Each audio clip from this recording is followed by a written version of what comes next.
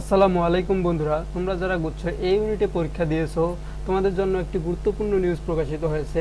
তোমাদের এই ইউনিটের ফলাফল প্রকাশ কবে হতে যাচ্ছে সেই বিষয়টি নিশ্চিত করেছে গুচ্ছ ভর্তি পরীক্ষার বিষয়ক কমিটি। তো দেরি না করে বন্ধুরা চলো দেখে নেই নিউজটি।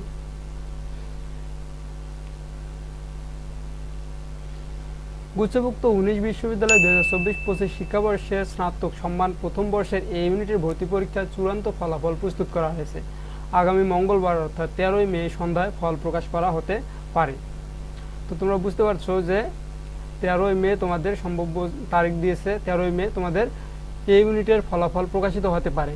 এ তথ্য নিশ্চিত করেছেন মাওলানা ভাসানী বিজ্ঞান ও প্রযুক্তি বিশ্ববিদ্যালয়ের উপাচার্য ও গুচ্ছভুক্ত বিশ্ববিদ্যালয়গুলোর ভর্তি পরীক্ষা আয়োজক কমিটির আহ্বায়ক অধ্যাপক ডক্টর মোহাম্মদ আনোয়ারুল আজিম আখন্দ।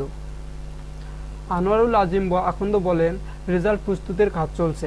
আপনারা জেনে থাকবেন প্রায় ১,২০,০০০ পরীক্ষার্থী এই পরীক্ষায় অংশগ্রহণ করেছে।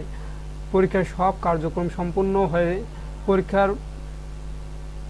পরীক্ষার পেপার হাতে আসতে গতকাল ১০ মে সকাল পর্যন্ত সময় লেগেছে।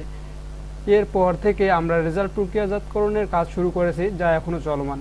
তিনি আরও বলেন, আজকে সারা দিন ও রাত কাজ চলবে।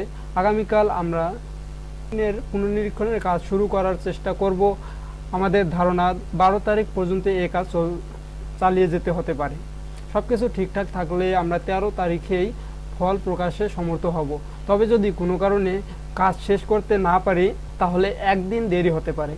আমরা ১৩ বা ১৪ তারিখের মধ্যে ফলাফল প্রকাশের চেষ্টা করব ইনশাল্লাহ।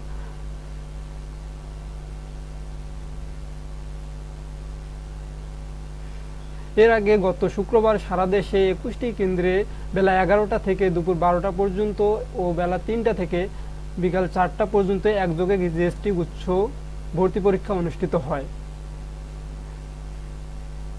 এবারে গুচ্ছ পরীক্ষার আবেদন প্রক্রিয়া শুরু হয় ৫ই মার্চ, চলে ১৭ই মার্চ রাত ১২টা পর্যন্ত।